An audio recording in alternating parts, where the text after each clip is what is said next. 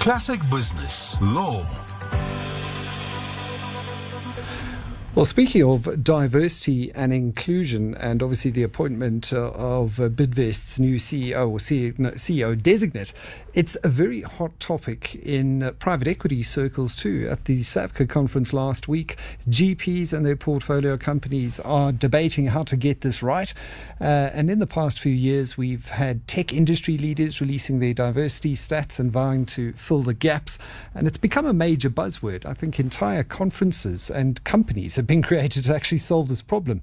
But what does it mean? What does this sentiment of we need to get diversity right mean? What does getting diversity right actually mean beyond just being a buzzword, beyond just being a Me Too sort of slogan? Well, I've got Director of Strata-G, that's Strata-G, Roxanne on the line, who really focuses and specializes on this sort of thing. Evening, Roxanne.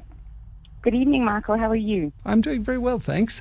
So what does getting diversity right actually mean? Does it mean releasing company diversity reports that mirror the demographics of the country? Or does it mean looking around the office and seeing a sort of perfect stock photo image of people of all shapes, sizes and colours? Are we even asking the right questions here?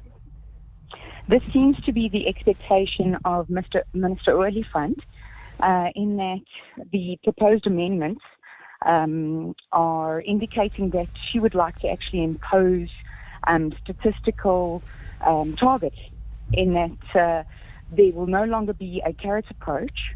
Companies will no longer be able to set their own goals and targets because of the fact that they failed to essentially transform fast enough. And I suppose you could put it that way, in that it would be great to walk into an office and see a stock photo at every single occupational level of the organization. But due to historical issues, there still seems to be a very strong representation of white male leadership within organizations, and very few females actually at the top management levels. From a gender perspective, that was one of the keys discussed down at SAPCA. How do we ensure we have more women in the boardroom? Because McKinsey and all the global management consultant firms show that having a different set of eyes and a different perspective on a particular challenge or strategy tends to deliver above average profitability. It makes sense. It gets away from groupthink. But in South Africa, it's a sensitive area in the workplace where, for example, a training opportunity is provided to all staff except those who are white. And if you were born post 1994, you might look at this and say, well, why am I being discriminated? I mean, it's positive discrimination, but why is it applying to me now? And I understand that affirmative action is mandated, but quotas are unconstitutional. So talk to me about how that would be achieved, because according to the SEA and the Constitutional Court, we can't have hard and fast numbers. Absolutely. Unfortunately, with the regulations and its limitations within that, there has been a little bit of an adverse effect, in that companies have chosen to keep their budget towards BEE targets, and essentially they are training and upskilling previously disadvantaged individuals, which essentially does segregate and ostracize a certain demographic. Although females that are white in color are actually part of the designated groups. However, they are overlooked because of the fact that organizations do have limited budget, and transformation is an exceptionally expensive exercise.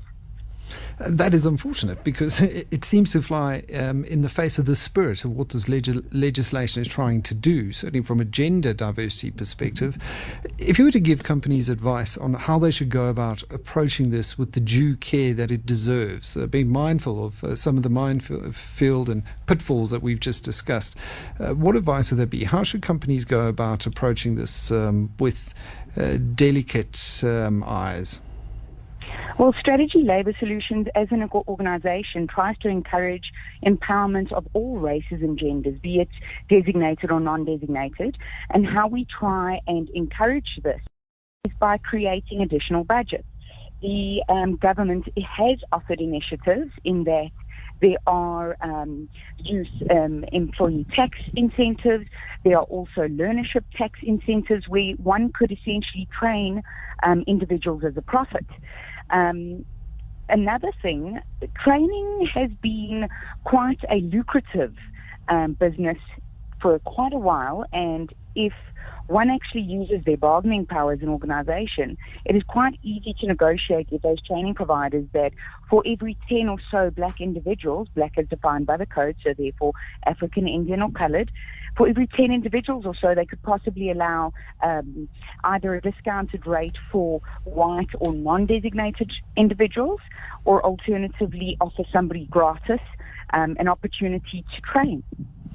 I think that's a very innovative way of approaching this. Just lastly, if we look at the fact that companies, and I'm talking more mid to large scale companies here, have things like EE committees and skills development committees, do you see them working together to achieve a common goal here? Are they working with management, for example? Do all of them have the common objective? Because I get a sense that it's still very much just, okay, right, chaps, let's tick a box and let's ensure that according to regulation X, we need to do Y, so let's ensure that that's done.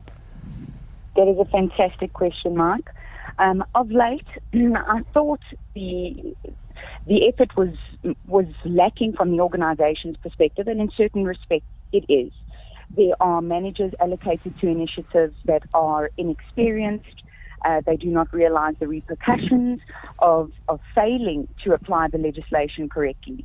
And more importantly, they just repeat the trends in that they report incorrectly and they blame it on historic issues that they can only find a certain demographic within their industry without making certain efforts to be able to create opportunities or cultivate these individuals per se.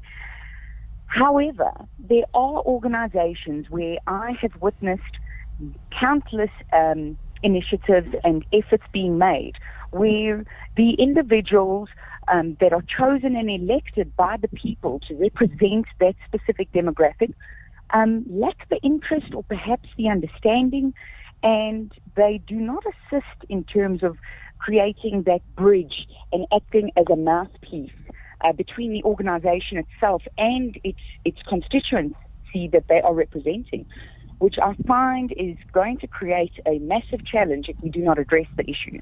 And it really does speak to taking a much more holistic approach to this. Roxanne Damata, Director of Strata-G, talking about how we get employment equity right after getting it wrong for so long.